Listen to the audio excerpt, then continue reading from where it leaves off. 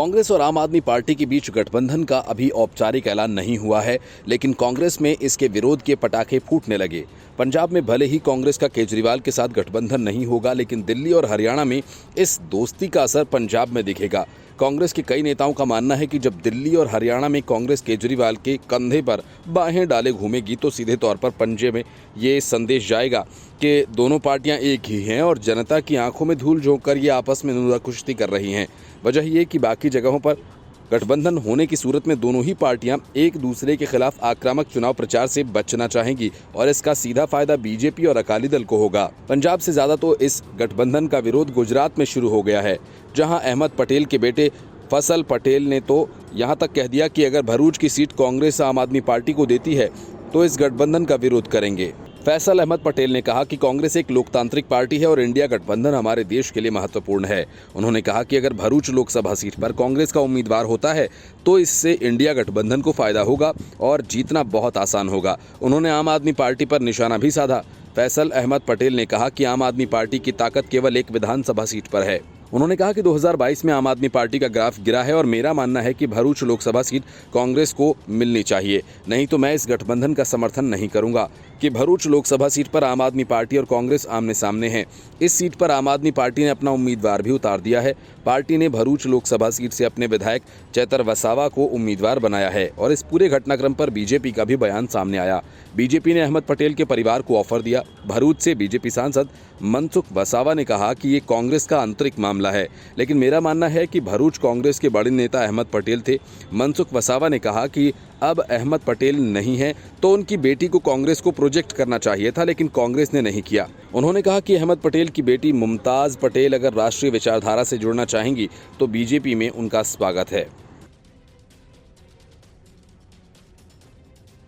राहुल गांधी न वक्त देखते हैं और न जगह और कुछ भी बोल जाते हैं। जैसे ही उनकी यात्रा यूपी पहुंची, वे सब कुछ भूलकर राम मंदिर के खिलाफ बयान देने लगे। इतना ही नहीं, राहुल गांधी ने अपनी खींच मिटाने के लिए पूरे यूपी के युवाओं को नशेड़ी बता डाला। उन्होंने कहा कि यूपी का भविष्य रात में नशे में सड़कों पर नाचता है, इसलिए बनारस पहुंचते ही पीएम मोदी ने सबसे पहले राहुल गांधी को अपने रडार पर लिया और कहा कि जिनके खुद के होश ठिकाने पर नहीं है वह यूपी और काशी के बच्चों को नशेड़ी कह रहे हैं। प्रधानमंत्री नरेंद्र मोदी ने कहा कि कुछ लोगों ने मोदी को गाली देते देते पूरा एक दशक बिता दिया। राहुल गांधी का बिना नाम लेते हुए पीएम मोदी बोले, जिनके होश ठिकाने नहीं हैं वह यूपी और काशी के बच्चों को नशेड़ी कह रहे हैं। उन्हें नहीं पता कि यूपी का नौजवान नशेड़ी नहीं, वह तो विकसित यूपी बनाने में जुटा है।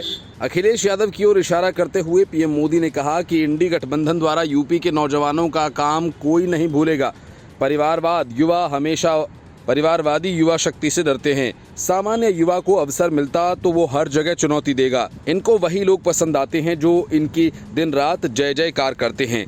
इनके गुस्से और बौखलाहट का एक और कारण है कि इन्हें काशी का नया स्वरूप पसंद नहीं आ रहा। पीएम मोदी ने कहा कि वे लोग अयोध्या के श्री राम मंदिर को लेकर कैसी कैसी बातें कर रहे हैं। मैं नहीं जानता था कि प्रभु श्री राम से इतनी नफरत है कांग्रेस को।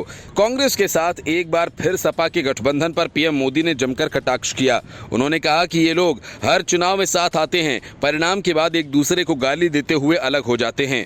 पीएम मोदी ने कहा कि ये बनारस है, यहाँ इंडी गठबंधन का पैतरा नहीं चलेगा। इसके पहले राहुल गांधी ने कहा था कि उन्होंने लोगों को शराब पीकर सड़क पर लेटे हुए देखा। भारत जोड़ो न्याय यात्रा के दौरान अपने पूर्व निर्वाचन क्षेत्र अमेठी में एक रैली को संबोधित करते हुए राहुल गांधी ने दावा किया कि उत्तर प्रदेश का भविष्य रात को शराब पीकर नाच रहा है। राहुल गांधी के इस विवादित बयान के बाद बवाल मच गया। राहुल गांधी ने अमेठी में कहा कि मैं वाराणसी गया और मैंने देखा कि रात को बाजा बज रहा है, वहां पर शराब पिए सड़क पर लेटे हुए लोग बाजा बजा रहे हैं। उत्तर प्रदेश का भविष्य रात को शराब पीकर नाच रहा है। दूसरी तरफ राम मंदिर है जिसमें पीएम मोदी दिखेंगे, अंबानी दिखेंगे, आपको हिंदुस्तान के सभी अरबपति दिखेंगे, लेकिन एक भी पिछड़ा या दलित व्यक्ति नहीं दिखेगा। राहुल गांधी के बयान पर केंद्रीय मंत्री और अमेठी से बीजेपी सांसद स्मृति ईरानी ने कहा कि किस भ्रम में राहुल गांधी घूम रहे हैं मैं नहीं जानती, लेकिन उन्हें कोई अधिकार नहीं कि काशीवासियों और यूपी के नौजवानों का अपमान करें। उत्तर प्रदेश की युवा पीढ़ी मेहनती है, उनसे हम माफ़ी की अपेक्षा नहीं करते हैं। माफ़ी वो मांगता है जिसमें शर्म हो और संस्कार हो, जो कि राहुल गांधी में नहीं है। राहुल गांधी के मन में उत्तर प्रदेश के लिए विष भरा है, ये उनकी टिप्पणी से पता चलता है। Bureau report. News of India. ED जैसे ही किसी मामले की जांच शुरू करती है, चाहे वह ममता बनर्जी हो, चाहे अरविंद केजरीवाल, हेमंत सोरेन हो या कांग्रेस, शरद पवार हो या एमके स्टालिन, ये सारे के सारे नेता ईडी की जांच में अड़ंगा डालना शुरू कर देते हैं। और अगर ईडी ने किसी को समन जारी कर दिया तो सब मिलकर हंगामा खड़ा कर देते हैं। मौके बेमौके सुप्रीम कोर्ट तक जा धमकते हैं और कहते हैं कि जांच रुकवा दो, समन वापस करवा दो। जांच और समन की ये कहानी इन दिनों अरविंद केजरीवाल और उनकी पार्टी तो सबको गा गा कर सुना रही है। लेकिन इस मामले में सुप्रीम कोर्ट ने कुछ ऐसा कहा जो अरविंद केजरीवाल ही नहीं बल्कि इंडी गठबंधन में शामिल सभी दलों को मुश्किल में डालने के लिए काफ़ी है। असल में मामला तमिलनाडु के अवैध रेत खनन घोटाले का है। इस मामले में सुप्रीम कोर्ट ने तमिलनाडु सरकार से सख्त सवाल किया। कोर्ट ने पूछा कि इस मामले में हो रही ईडी की जांच से आखिर वो क्यों परेशान है। कोर्ट ने ये प्रतिक्रिया राज्य सरकार और जांच एजेंसी द्वारा सुप्रीम कोर्ट में दायर की गई याचिका के बाद आई। दरअसल कथित अवैध रेत खनन घोटाला ने तमिलनाडु के 5 जिला कलेक्टर्स को जांच के दायरे में ला दिया है और ईडी ने उन्हें समन जारी किया है। इसके बाद राज्य सरकार ने रिट दायर कर इसे चुनौती दी थी। इस मामले में सुनवाई के दौरान जस्टिस बेला एम त्रिवेदी ने पूछा कि रिट याचिका को कैसे दायर कर सकता है राज्य, किस कानून के तहत, क्या ये संघीय सिद्धांतों के खिलाफ नहीं है, राज्य ईडी के समन से परेशान क्यों है और इस मामले में उसकी क्या हिस्सेदारी है। कोर्ट ने तमिलनाडु सरकार को नोटिस जारी कर इन सवालों का विस्तृत जवाब भी मांगा है। राज्य का प्रतिनिधित्व कर रहे वरिष्ठ वकील मुकुल रोहतगी ने सुनवाई के दौरान कहा कि ईडी के पास गैर अनुसूचित अपराधों की जांच करने का कोई अधिकार नहीं। जस्टिस बेला एम त्रिवेदी ने रोहतगी से स्पष्टीकरण मांगते हुए कहा कि हमें राज्य के हितों के बारे में समझाएं और वह रिट याचिका कैसे दायर कर सकते हैं, राज्य क्यों नाराज है। हम प्रारंभिक जांच के आदेश पर रोक लगाने पर विचार करेंगे, लेकिन हम जानकारी चाहते हैं। अरविंद केजरीवाल कहते रह गए कि जनता की पाई पाई का हिसाब वे रखते हैं ताकि कहीं कोई गड़बड़ी न हो और जनता के पैसे में कोई सेंधमारी न हो जाए। लेकिन जब जनता को उसके पैसों का हिसाब देने की बारी आती है तो केजरीवाल की सरकार उस पर कुंडली मारकर बैठ जाती है। एक एक करके कैग की 5 ऑडिट रिपोर्ट केजरीवाल सरकार के लिए लंबित पड़ी है, लेकिन केजरीवाल इसे विधानसभा के पटल पर रखने से कतरा रहे हैं। इसी वजह से दिल्ली के उपराज्यपाल वीके सक्सेना ने अरविंद केजरीवाल को पत्र लिखकर कैग के ऑडिट रिपोर्ट को सदन में पेश करने का सुझाव दिया है ताकि जनता को उसके पैसों का हिसाब मिल जाए। इसके लिए एलजी ने दिल्ली सरकार के वित्त से जुड़ी 5 सीएजी रिपोर्ट को विधानसभा में पेश करने को कहा है। एलजी ने मौजूदा बजट सत्र में ही इसे विधानसभा में पेश करने का सुझाव दिया। एलजी ने इसकी जरूरत पर बल देते हुए कहा कि जनता को उसके पैसे का हिसाब कितना देना सरकार का कर्तव्य होता है। एलजी ने मुख्यमंत्री को लिखे लेटर में कहा कि राज्य के वित्त से जुड़े 5 सीएजी रिपोर्ट अगस्त 2023 से ही वित्त मंत्री के पास लंबित हैं। उन्होंने कहा कि बजट सत्र चल रहा है और वित्त मंत्री को सलाह दें कि वे जल्द इन पर प्रक्रिया को पूरा करें ताकि इसी सत्र में विधानसभा में पेश हो सके। एलजी ने अपने लेटर में 5 रिपोर्ट्स की सूची भी दी है। एलजी ने मुख्यमंत्री को 2 पेज के लेटर में कहा कि सीएजी की रिपोर्ट सरकार के प्रदर्शन का स्वतंत्र और निष्पक्ष आकलन होता है।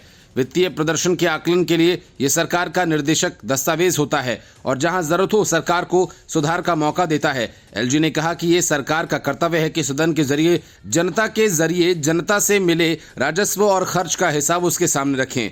एलजी ने जिन रिपोर्ट्स को पेश करने को कहा उनमें सबसे पहले state finance audit report for 31 मार्च 2022 को समाप्त हुए वित्त वर्ष के लिए, दूसरा स्टेट फाइनेंस ऑडिट रिपोर्ट 31 मार्च 2021 को समाप्त वित्त वर्ष के लिए और तीसरा performance audit on prevention and mitigation of vehicular air pollution in Delhi वित्त वर्ष 2021-22 के लिए, चौथा revenue economic social and general sectors and PSU 31 मार्च 2020 और 2021 को समाप्त वर्ष के लिए, पांचवा performance audit report on children in need of care and protection 31 मार्च 2021 को समाप्त हुए वित्त वर्ष के लिए है। एलजी ने लिखा कि मेरे सचिवालय को कैग ऑफिस से 5 रिपोर्ट्स हासिल हुई हैं जिसे केंद्रीय वित्त मंत्री द्वारा सहमति दी गई और इसे दिल्ली विधानसभा के पटल पर रखने के लिए मुझे भेजा गया है। उन्होंने लिखा कि GNCTD एक्ट 1991 की धारा 48 के तहत कैग राजधानी के खाते की जांच के लिए जिम्मेदार है और वो इस रिपोर्ट को एलजी के पास भेजता है ताकि वो इसे विधानसभा में पेश कर सके। Bureau report, news of India.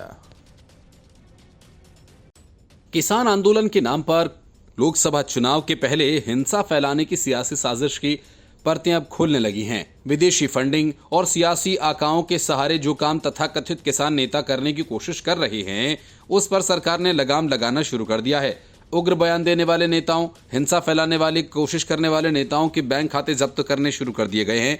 नजरबंदी की जा रही है। पुलिस के इन सख्त कदमों का नतीजा दिखने लगा है।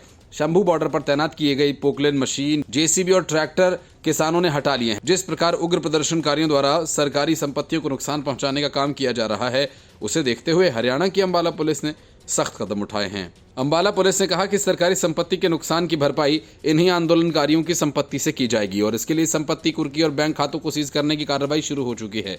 इसके अलावा किसान संगठन के पदाधिकारियों के खिलाफ एनएसए लगाने की भी तैयारी है। 22 फरवरी 2024 को जारी प्रेस नोट में अंबाला पुलिस ने कहा कि 13 फरवरी 2024 से किसान संगठनों द्वारा किसानों द्वारा दिल्ली कूच को लेकर शंभू बॉर्डर पर लगे बैरिकेड्स को तोड़ने के लगातार प्रयास किए जा रहे हैं। पुलिस प्रशासन पर पत्थरबाजी और हुड़दंगबाजी करके कानून व्यवस्था बिगाड़ने की भी कोशिश हो रही है।